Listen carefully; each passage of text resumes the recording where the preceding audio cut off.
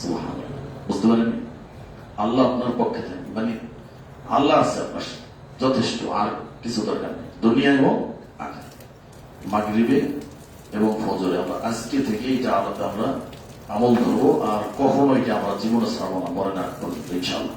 হাসবি আল্লাহু লা ইলাহা ইল্লা হু আলাইহি তাওয়াক্কালতু ওয়া হুয়া রাব্বুল আরশিল আযীম। সাতবার গুনবেন, মাগরিবে সাতবার, ফজরে পরে সাতবার, মাগরিবে সাতবার, ফজরে পরে সাতবার। এটা একটা আমল, আমল ধরতে মাগরিব এবং ফজরের কিছু কিছু আমল আছে, এগুলো আমাদের ধরতে এবং কোরআন পড়তে হবে, যে কোনো মূল্যে কোরআন পড়তে হবে। রমজান কিন্তু চলে যাচ্ছে, আপনারা কে কতটুকু পড়লেন কোরআন, এটা কিন্তু হিসাব দিতে হবে, মনে রেখেন এই কথাটা। রমজান মাস পাওয়ার পরে যদি কোরআন না পড়েন একদিনও, এটার হিসাব দিতে হবে, আপনার লিখে রাখেন, এটা দেওয়া লাগবে হিসাব, যে রমজান মাস পাই কেন পড়েন নাই, আপনি ধরেন নাই কেন, এটার হিসাব। রোজা থাকলো আপনাকে জান্নাত দিলেও হিসাব দেওয়া লাগবে, যে কেন আপনি রমজানে কোরআনটা পড়লেন না। যারা গায়ে হাফেজ তারা তো 1 পৃষ্ঠা পড়তে পারে, আমরা ধরেন হাফেজ, এই যে তারাবির পড়া ঠিক করা লাগে, ধরেন 10 পৃষ্ঠা আজকে আমরা পড়লাম, এশারে পড়লাম 2 পৃষ্ঠা, আর এমনি নামাজে পড়লাম 9 পৃষ্ঠা, 11 পৃষ্ঠা পড়লাম আজকে। এই পড়াটা ঠিক করতে আমার মিনিমাম 2 ঘন্টা, 3 ঘন্টা লাগে। 3 ঘন্টার ভিতরে আমি 9 পড়া করতে পারি তেলাওয়াত, মানে এই 10 পৃষ্ঠা ঠিক করতে 9 পড়ার তেলাওয়াত হয়ে যায়। তাহলে আমি তেলাওয়াত করেছি ধরেন আজকে 20 পারা, তাহলে আর যদি ওই 9 পারা পড়তাম তাহলে কয় পারা হইত? 29 পারা হয়ে যেত, মানে একদিনই কত একটা হয়ে যেত। তো সেই জায়গায় কি আপনি 5 পৃষ্ঠা করতে পারবেন না? কথা বুঝতে পারেননি? আমরা হাফেজ, কোরআন মুখস্থ করছি, তা আমি 20 পারা পড়লাম আজকে সারাদিন, আর এইটা ঠিক করতে যে 9 পারা গ্যাপ গেল, আপনি কি সেখানে 1 পৃষ্ঠা পড়তে পারবেন না? এটা কি জবাব দেবেন বলে? 20টা পড়ার পর থেকে আমার কষ্ট হয় না? মাগরিবের আগ পর্যন্ত আমার পড়া লাগছে, ইফতারের মানে 5 মিনিট আগে আমি বিশেষ করছি, তারও 10 পড়া আছে, রাত্রের ভিতরে এটা হয়ে যাবে মনে করেন ইনশাআল্লাহ। তাই এই যে একটা চেষ্টা, আবার আমি না পড়লে শুয়ে থাকলেও পারতাম, আমি না পড়লে আমার পড়ে যাবে কেউ, আমার মুখস্থ আছে, সমস্যা। আর তারা বের পড়া তো আমি পড়িয়ে দিয়েছি, আমার আর হিতে লক করে না। এই যে কোরআন যে নিয়ামত মনে করি আল্লাহ দিয়ে রাখছে, তুমি পড়ে সব তুমি নিতে থাকো, এটা তো এমনি আসেনি, মানে আল্লাহর কি দয়া, মানে আপনি কল্পনা করতে পারবেন। মসজিদ বানাই রাখছে, নামাজ পড়ে তুমি সব দান করার জিনিস, গরিব যারা বেজায়গা ফকির মিসকিন রেখে দিচ্ছে, তুমি দান করে সব নিয়ে নাও। দেখছেন কি মাধ্যম গুলো বানাইছে, মানে এগুলো যদি না থাকতো তাহলে জান্নাতে আমাদের মর্যাদা কেমন কেমন হইতো। এই কোরআনের একটা সব আলাদা, দানের সব আলাদা, সিয়ামের সব আলাদা, প্রত্যেকটা জিনিসের সব কি আলাদা। যদি এইগুলা না থাকতো, বিধান না দিত আল্লাহর এই দয়াগুলা, মসজিদ এমনি হয়েছে বললাম যে হয়ে যেত, পারতো এটা আল্লাহ চাইলে, তাই না? তারপর আপনার কোরআন যদি না থাকতো, এখন এই মুহূর্তে যদি কোরআন না থাকে, যেদিন দেখবেন যে যদি খালি সকালে শুনেন যে কোন এরকম একটা দিন হবে, একটা হাদিস আছে এরকম, আমি হাদিসটা বলবো একসময়, তো এরকম একটা পাবেন যে একদিন সকালে উঠে দেখবেন যে কোরআন সব কি হয়ে গেছে, সাদা হয়ে গেছে। এই যেই দিন আপনি দেখবেন যে কোরআনটা আপনার ধরেন আজ গতকালকে গেছে কোরআন পাতা সাদা হয়ে, আপনি তো আর পড়েন না করেন, আপনি তো খবরও থাকবেন, আপনারা 1 মাস পরেও থাকতে পারেন। শুনলাম যে কোরআনের নাকি কিছু লেখালেখা নাই, তখন খুলে যদি দেখেন যে অবস্থা, এই সময় বুঝবেন আপনি কেমন লাগে। তখন থেকে আপনার পড়ার কত আগ্রহ জাগে, সেই দিনটা আপনি বুঝতে পারবেন। যেমন পশ্চিম আকাশে যদি সূর্য উঠবে, সকালবেলা ঘুম থেকে উঠছেন, এদিকে আর উঠে না, গামছা একটা গাড়ি দিয়ে ঘুরতেছেন যে সূর্য ওঠে নাকি দিকে, সূর্য তো উঠে গেছে এদিকে। ওদিন থেকে তাওবার দরজা বন্ধ, কোন কাজ হইব না। যেদিন সকালে উঠে দেখবেন সূর্যটা পশ্চিম উঠছে, উঠবে, এটা হাদিস, আল্লাহর নবী বলছেন এটা হবেই হবে, শুধু এটা হবেই হবে। চন্দ্রকে 2 ভাগ করে দেখাইছে, দেখেন কত মজেদ আছে আল্লাহ নবী। তো এই পশ্চিমে সূর্যটা উঠবে, যেদিন উঠবে ওদিন থেকে যত কান্নাকাটি করেন, কান্দেন, কোরআন পড়েন, যা কোন আর কাজ হইব না, শেষ। এখন সূর্যটা কবে উঠবে আমরা জানি, আজকে ঘুমাই দিয়েছে, দিকে উঠে দিয়েছে, শেষ। কি করবে না, কিছু করার নেই। এই জন্য সময়ের আগে সব কিছু প্রস্তুতি হবে। দুনিয়ার জীবনটা থেকে আপনার পরকালীন জীবনটা অনেক বড়, অনেক বড়, অনেক বড়। তো সামান্য কবরের জীবনটাই কত বড়। আমাদের দাদা বা তার দাদা পরদাদা যারা মারা গেছে তারা কত বছর কবরে আছে, খবর আছে কোন? আপনাদের দাদারা কবে মারা গেছে? অনেক আগে। আমরা এই যে 60, 70, 120 বছর পর্যন্তই বাঁচবো, কিন্তু কবরের জীবনটা তার চেয়েও আরো অনেক বড়। এরপরে যখন কবর থেকে উঠেইব 50,000 বছর শুধু এখানে দাঁড়াই থাকতে হইব। 50,000 বছর শুধু এমনি দাঁড়াই থাকতে হইব, কোনো জুতা থাকবে না, কাপড় থাকবে না, উলাঙ্গ অবস্থায়। এরপর আবার এই চেহারা থাকবে নিচে, হ্যাঁ, শ্রেণীর আয়াত একেবারে। এই মাথার নিচে থাকবে, পা উপরে থাকবে। যার যার পাপ অনুযায়ী ঘাম হবে, ঘামের ভিতরে হাবুডুবু খাইব, কেউ হাঁটু পর্যন্ত হইব, কেউ কোমর হইব, অধৈর্য হয়ে যাব, নবীদের কাছে যাইব, ছোটাছুটি করবে, কত কিছু হইব এখানে। আল্লাহ তখন আসবে না বিচারের জন্য। এরপর আবার বিচারে ভাগ আছে, কাদের বিচার আগে হবে, কাদের বিচার পরে হবে। তো এরপরে শুধু তো মুসলিম না, অমুসলিম আছে, এটা কত কিছু। এই বিচারটা শেষ হইতে আবার কত বছর লাগবে। এরপর একটা সিদ্ধান্ত হইব যে কে জান্নাত কে জাহান্নাম। মানে এগুলো মাথার ভিতরে নিতই হইলে যে এই দৃশ্যগুলো হবে, এটা বিশ্বাস করার নামে কি ঈমানদার, এটাই মুমিনের। এটা থেকে বিশ্বাস করতে, মানে আপনি বিশ্বাস করলেও হবে, না করলেও হবে। এটা আপনি মানলেও হবে, না মানলেও হবে। কারণ কবরে যে গেছে, আমি যদি এখন বলি আমি কবরে যাবো না, এটা ঠিক আছে, মরলে তো যেতে দিব। তা আমি মানলে কি না মানলে কি, মরলে আমার ঠিকই ডুবাই দেবে। তো ওই জিন্দগিটা দুনিয়ার জীবন থেকে কবরের জীবনটা আরো বড়। কবরের জীবন থেকে পরকালের যে বিচারের দৃশ্যটা এটা আরো বড়। তো 50,000 মানে কি এই দুনিয়ার কয় বছরে? ওই জায়গায় একদিন, হ্যাঁ, কত বছর? হ্যাঁ, এটা জানেন না? আল্লাহ, কত? 19,000, 40,000।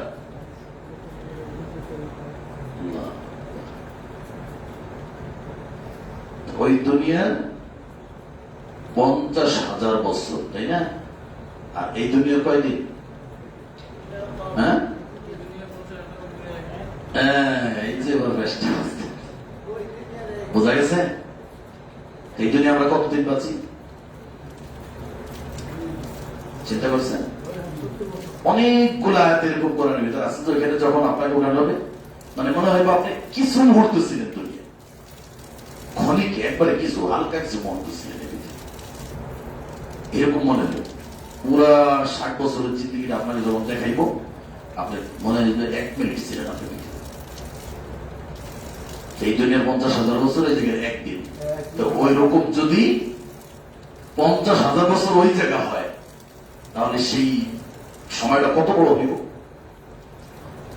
এটা ওলামায়ে কেরাম বিভিন্ন ব্যাখ্যা করছে। মানে ওইখানের যে দৃশ্যটা বা ওইখানের যে ভয়ঙ্কর বিষয়টা, এটা বোঝানোর জন্য এই বিষয়গুলো অনেক ব্যাখ্যা আছে। তো বলছিলাম যে এইগুলো আপনাকে যখন ভাবাবে একা একা বালিশ দিয়ে, তখন দেখবেন যে চোখের কোন দিকে হবে, পানি বের হবে, তখন আপনার ঈমান বাড়বে, তখন আপনার নামাজে মন বসবে, ভালো লাগবে, আপনি প্রকৃত ঈমানদার হইতে পারবেন। তখন দুনিয়ার পিছনে দিয়ে দেবেন, দুনিয়ার কোন ছাড়তে আপনি বাধ্য হবেন যে না, এটা আমার দরকার নেই, 60 বছর আমার দরকার নেই, এটা আমার কবর, ওইখানে আমি হয়তো 500 বছরে থাকতে পারি কবর, সেই জায়গায় আমাকে কি করে যেতে হবে, এটা আমাকে করতে হইব। কবর থেকে ওদিকে ওঠার রাস্তা আপনাকে দেখতে হইব, যে এরপরে ফুল সিরাত, মিজান, কত কিছু, আমল নামা, এটা ওটা ডান হাতে, তারপরে ফুল সিরাত, তারপর বিচারে মাঠ, কত কিছু, এইগুলো আপনাকে দেখতে হইব। এরপর আবার যারা জমিন টমিন ই করে, এদের জন্য তো আবার আলাদা শাস্তি। যদি যদি কেউ 1 বিঘা কি জমি কেউ দখল করে অবৈধভাবে খায়, তাহলে 7টা জমি, 7 তবক জমি, এইগুলো আর নিজের ঘর তৈব, ঘইরা ওইগুলো যে বারবার ফেরি করে না, ওই রকম কাদের ভিতরে ঝুইলা থাকতে হইব, হাত্তাই উপদা বাইনার নাস, যতদিন না পর্যন্ত মানুষের বিচার শেষ হয়, শুধু মাটি নিয়ে দাঁড়াইতে। বুঝলেন না কথা? মানে ওই মাটি ওকে খুঁজা, 7টা জমিনের মাটি খুঁজা অর্থস্থই হবে, কোন ফেরেস্তা খুঁজে দেবে না। ওর খোঁজার পরে, খোঁড়ার পরে ওইটা ই করে ওই 2 কাঁধে দাঁড়াই থাকবে এখন। আর এদিকে সবার বিচার হইতেছে, এইভাবে যতদিন না পর্যন্ত মানুষের বিচার শেষ হয়, এতদিন শুধু দাঁড়াই থাকবে। এখন কিন্তু ওর বিচার হয় নাই। কতটুক মাটি হইতে পারে, মানে এইটা যদি কেউ চিন্তা করে, সে আর জমিন কেউ কারোর আল ঠেলবে, কেউ খাবে অবৈধ হবে, সম্ভব নেই। মানে হাদিস গুলো বুঝি নেই। ও মনে করে মাটি তো একটু মাটি বা 2-4-5 কেজি মাটি হইবে নিয়ে দাঁড়াইতে, মানে 7টা জমিনের মাটি কি কম হইব? কেমনে দাঁড়াইতে হবে, কত সময় দাঁড়াইতে হবে? আল্লাহ আকবার। এই হাদিস গুলা আপনাকে ভাবাবে, এগুলো চিন্তা করলে সব দেখবেন যে ছেড়ে দেবে। তো এই জন্য ওই জিন্দগিটা অনেক বড়, অনেক বড়, অনেক। আল্লাহ রাব্বুল আলামিন পৃথিবীতে অনেক ধরনের মাধ্যম দিচ্ছে। তো যে জিনিসটা যখন থাকে তখন সেটার মর্যাদা বোঝা যায় না। এখন কোরআন আছে, এখন পড়তে ভালো লাগে না। যেদিন কোরআনের অক্ষরগুলো চলে যাবে সেদিন থেকে আমরা পাগল হয়ে যাবে পড়ার জন্য। এই সওয়াব আপনি নিতে পারবেন না। একটা শব্দ পড়লে 10টা নেকি, কি বিশাল ব্যাপার।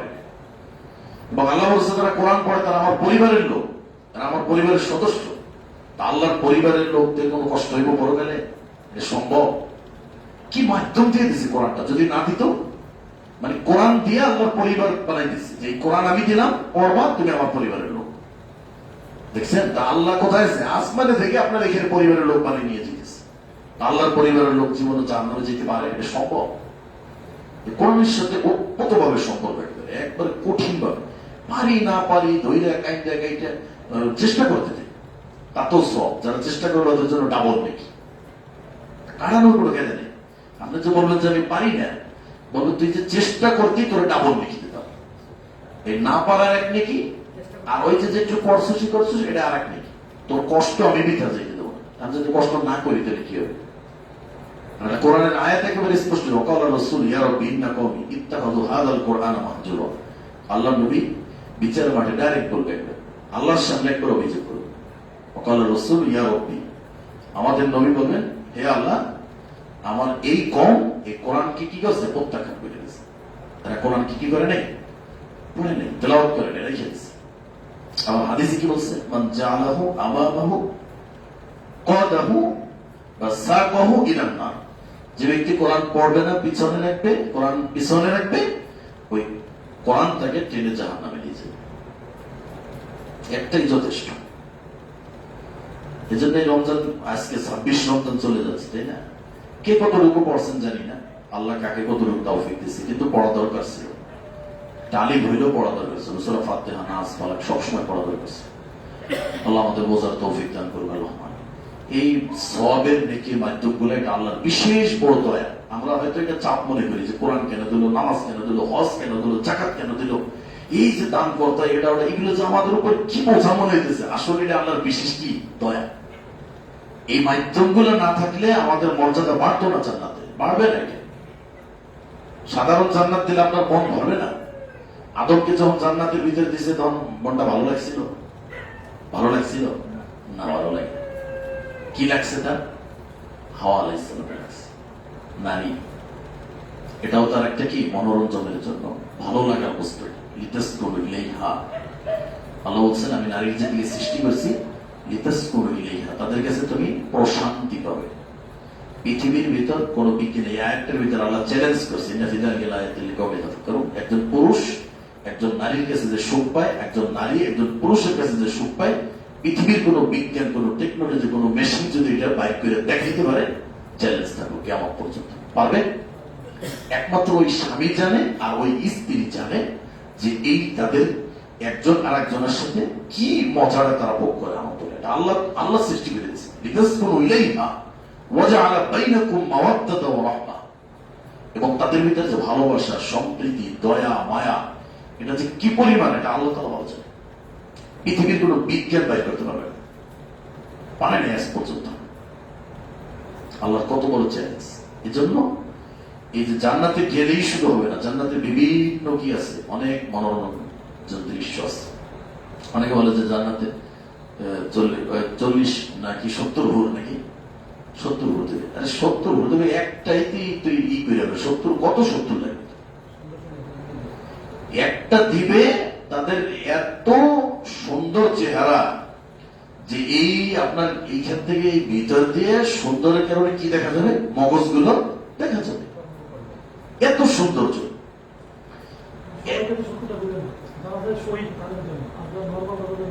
এইটাই তো তো বললাম যে 70 একটা ই করে দিতে পারবে না। আল্লাহ এত সুন্দর রূপবতী বানাইছে ও কোরআনের ভিতর বিভিন্ন জায়গায় বর্ণনা আছে ওদেরকে কিভাবে বানানো হয়েছে, কেমন থাকবে, তাদের চেহারাটা কেমন, তাদের গঠন কেমন, গঠনটা পর্যন্ত দিয়ে দিচ্ছে এবং কোন গঠন কিরকম হইলে সৌন্দর্য লাগবে তাও দিয়ে দিচ্ছে। কেমন ভাবে বানানো হয়েছে, মানে আপনার মনোরঞ্জনের জন্য কি লাগবে বলে, মদ খেবেন সব আছে, কি করবে বলেন, নাচা নাচি গাও, মানে শুধু শান্তি আর শান্তি। এই দুনিয়ার এই যে সামান্য কয়েকদিন এটা, এগুলো আমাদের কোনো দরকার নেই, সব পারবে।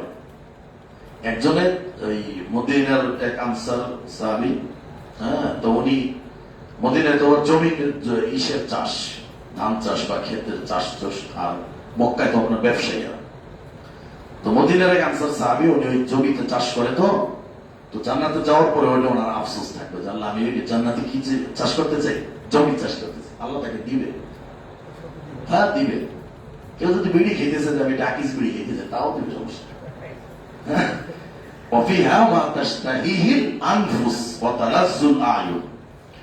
মানুষের মন যা চাইবে তাই দেবে, এবং সেটা কি তার একেবারে মন মতো হবে, একবারে তার তৃপ্তি অনুযায়ী হবে, সে যা চাইবে। একায়ত্তি মেরে দিচ্ছে, বলছে সেটা কখনো নিষিদ্ধ হবে না, ওটা শেষও হবে না, এমন নিয়ামত কোনদিন নিষিদ্ধ হবে না। আর জান্নাতে যারা যাইবো আর তো মরণ নেই, মরণ কিন্তু একটা আকৃতি দেওয়া হবে, তাই না? আকৃতি দিয়ে কি করাইবো, ওই দুই পক্ষ এই যে জান্নাত জাহান্নামের দোনোপাশিতেই থাকবে, তারপরে ওইটাকে কি করাইবো, একটা পশু বা যেকোনো একটা আকৃতিকে মরণকে জবাই করে দেওয়া হবে। দৃশ্যটা বুঝছে, ওই আপনার ওই পাশে মনে করেন জান্নাতি আর আমরা এই পাশে কি জাহান্নামী, উদাহরণ আর কি। তো এইখানে মরণকে নিয়ে আসা হয়েছে জবাই করতেছে, দোনো পক্ষ কিন্তু তাকাই গেছে। তো যারা জান্নাতি তাদের কেমন লাগবে, ভালো লাগবে। যারা জাহান্নামী তাদের কেমন লাগবে, মানে যারা জান্নাতি তাদের আর কোনোদিন মরণ নাই, যারা জাহান্নামী তাদেরও কোনোদিন কি নেই।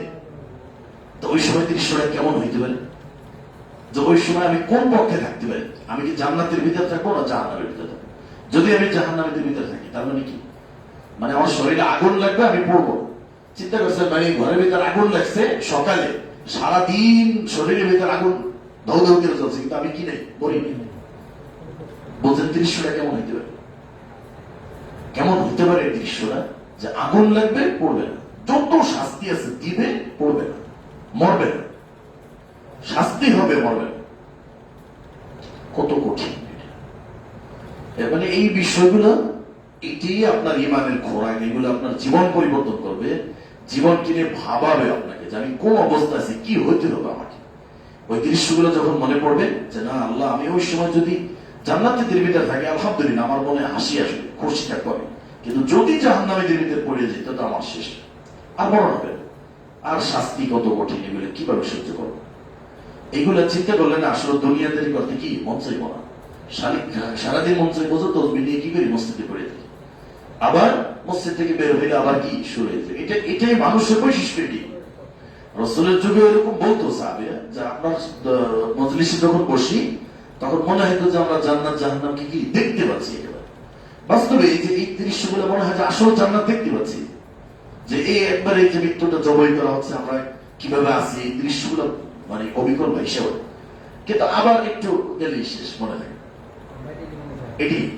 এটা স্বাভাবিক, এটা হবে, এটাই মানুষের কি বৈশিষ্ট্য। তবে এগুলো চিন্তা করতে হবে, পরকালীন বিষয়গুলো একটু বেশি বেশি চিন্তা করবেন, তাহলে দুনিয়া আপনার কাছে কি হবে, ছোট হয়ে যাবে, আমল করতে ভালো লাগবে, ইবাদত করে মনোযোগ ধরে রাখতে পারবেন এবং শান্তি পাবেন, মানসিক শান্তি পাবেন। এখন আমরা ইবাদত করি দায় টাকা, মানে জোর, আমরা মনে করি আমাদের উপর চাপাই দেওয়া হয়েছে, যেমন 5 ওয়াক্ত নামাজ অনেকে মনে করি আমাদের উপর জোর করে চাপাই দেওয়া হয়েছে। আসলে আপনার উপর থেকে হালকা করা হয়েছে, 50 ওয়াক্ত ছিল 5 ওয়াক্ত করা হয়েছে। আল্লাহ বলছে যে ও ইন্নালাকা বিহাদিল খামস খামসিনা, বলছে 5 ওয়াক্তে আমি 50 ওয়াক্তের সওয়াব দিয়ে দেব। হাদিস মুসলিম শরীফের হাদিস, 5 ওয়াক্ত পড়বি 50 ওয়াক্তের সওয়াব দেব। আছে এরকম কোন দয়ালু? কোন দয়ালু? দুনিয়ার দেখেন, আপনি এখন একটা অন্যায় করবেন, আপনাকে খুঁজে ধরবে কোথায় আছে, তাই না? খুন করলে আপনাকে সাথে সাথে ধরে নিয়ে যাবে। আর আপনার আমার রব কি? অপরাধ করলে ক্ষমা করার জন্য ক্ষমা চা, তাড়াতাড়ি ক্ষমা চা, আর দেরি করিস না। লেখে না 6 ঘন্টা পর্যন্ত ফেরেশতা এইভাবে দাঁড়াই থেকে করো, লেখবো দাঁড়া দেখি আসতে, তওবা করবে, লেখা হয় না। তারপর যদি তওবা না করে একটা অন্যায় লেখে, কয়টা? একটা। আর যখন কেউ ভালো কাজ করে নিয়ত করতে, আমি এখন নামাজটা পড়বো, ওই নিয়ত করার সাথে সাথে তার নেকি শুরু হয়ে গেছে। আর যখন করে তখন একটার বদলে 10টা লিখে বলে, বুঝেন না কথা? ভালো কাজে লিখে, আর খারাপটা চিন্তা করছে, গোনা লেখে নেই, কইরা ফেলাইছে, তাও অপেক্ষা করতেছে 5-6 ঘন্টা পর্যন্ত ফেরেশতা ই করতেছে যে দেখি তওবা করে কিনা। তারপরে যদি তওবা না করে একটা লেখে, একটা অপরাধ বাড়ায় না একটা। আর নেকির কাজ শুধু নিয়ত করলেই লেখা শুরু হয়ে গেছে, আর করার পরে ওইটা একটার বদলে কয়টা দেয়? 10টা দেয়। চিন্তা করছেন কত বড় দয়ালু? এগুলো চিন্তা করে আমাদের জীবন কি করতে হইব? পরিবর্তন করতে হইব। তো আজকে 26 শেষ হয়ে গেল, 27 কালকে, তাই না? আর মাত্র 2-3 দিন, হতে পারে আপনার জীবনের এটা শেষ দিন। আমি বললাম না যে গত বছর যাদেরকে আমি রমজানে দেখছি, সেখান থেকে 8-10 জন মানুষ মারা গেছে আমার সামনে থেকে। আমি নিজের হাতে তাদেরকে কবর দিয়েছি। ওই রমজানে বলতাম যে এখন আছেন, আগামী বছর থাকবেন না, ঠিকই মারা গেছে। একবার এ থেকে হো বসছে আমাদের সাথে, দেখছি সেই ব্যক্তিটাও মারা গেছে।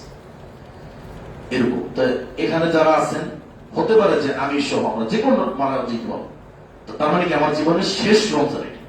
তার মানে আমার জীবনের শেষ রমজান আমি আর 3 দিন পাবো। এতদিন যা করছেন এই 3-4টা দিন যাতে গভীর মনোযোগ দিয়ে নামাজগুলো সুন্দরভাবে ধীরে ধীরে দোয়া, ইস্তেগফার, আর একটু কোরআনটা একটু ধৈর্য হইল একটু দেখেন, বা সূরাগুলো একটু বেশি বেশি পড়েন, দুনিয়াদারি একটু ছেড়ে দেন এই 3-4 দিন, যে না একটু আল্লাহর জন্য একটু সময় দিই, একটু দেন না আল্লাহকে সময় দিয়ে দেখেন যে আল্লাহকে সময় দেওয়ার ভিতরে কি পরিমাণ মজা আছে। দেখবেন আপনার জীবনটা ভালো হয়ে যাবে। মানুষের সাথে কথা বলতে মন চাইব না, মানুষের সাথে মিশতে মন চাইব না, কোন একটা কিবত করতে মন চাইব না, দোকানে বসতে মন চাইব না, খালি মন চাইব আজাদ তুমি কোন সময়, নামাজ দেবো কোন সময়। মন এত পরিবর্তন হয়ে যাবে। এই অবস্থা মারা গেলে আপনি বুঝতে পারবেন যে কবরের ভিতরে কি পরিমাণ শান্তি আপনার জন্য রাখা আছে। মরার সাথে সাথে জান্নাতের বিছানা বিছিয়ে দেবে, জান্নাতের পোশাক দিয়ে দেবে কবরের ভিতরে। আপনার দৃষ্টি যতদূর পর্যন্ত যাইবে ততদিন পর্যন্ত কি জান্নাতের সাথে আপনার সম্পৃক্ত হয়ে যাবে। ওই জান্নাত থেকে জান্নাতের বাতাস আপনার কবরের ভিতরে চলে আসবে। এত শান্তি কবরের ভিতরে, যে সেই বান্দা আমাদের ভিতরে, হ্যাঁ, সোজা জান্নাতের সাথে কানেকশন। কবর বিশাল বড় হয়ে যাবে, জান্নাতীদের কবর কি বিশাল বড় হয়ে যাবে, প্রশস্ত হয়ে যাবে। আর জাহান্নামী যেটা সংকেত চাপ দেবে, হাড্ডি পাশ থেকে পাশে একবারে একাকার হয়ে যাবে। আর জান্নাতীরা এমন ভাবে ঘুমাইব যেমন বর ঘুমায়, বর বিয়ে করে যে নতুন বর ও যেভাবে ঘুমায় এরকম ঘুমাবে। কানাও মতে আরুস, যেদিন ওটা আমি কবর থেকে বলে মাত্র ঘুমাইছি, কি দৃশ্য এগুলো। এগুলো একটু ফিকির করেন, এই 3-4টা দিন একটু আল্লাহকে সময় দেন এবং বেশি বেশি পরিমাণ দোয়া করেন। একবারে দোয়া ধরবেন যা ছাড়বেন না, এক ঘন্টায়ও ছাড়বেন না দোয়া। খালি এরকম না হয়, ঘন্টায়ও ছাড়বেন না দোয়া। যত আপনার অভিযোগ আছে সব আল্লাহকে বলেন, সব গুনার কথা আল্লাহর কাছে স্বীকার করেন এবং কাইন্দা কেটে আল্লাহর কাছে মাপ চাইলেন। যে কোন আপনি একটা বাচ্চার মতো হয়ে যাবেন, একেবারে এমন ভাবে গোনা ক্ষমা চাইবেন জানলে আমাকে একটা বাচ্চার মতো করে দেন, যে আমার জীবনে কোনো গোনাই নেই। সব গুণ আল্লাহর কাছে আগে স্বীকার করেন, জানলে এই অপরাধ আমি সব অপরাধ করছি, সব কাজ আমার দ্বারা হয়েছে, কিন্তু তুমি রহমানুর রহিম, তুমি আমার গোনার দিকে না থাকে তোমার দয়ার দিকে তাকাই আমার জীবনের সব গোনা মাফ করে দাও, আর ওই গোনাকে তুমি নেকির দ্বারা পরিবর্তন করে দাও। এটাও বলতে গোনার স্বীকার, গোনা ক্ষমা, গোনাকে আবার নেকির দ্বারা পরিবর্তন। কয়টা বললাম? 3টা।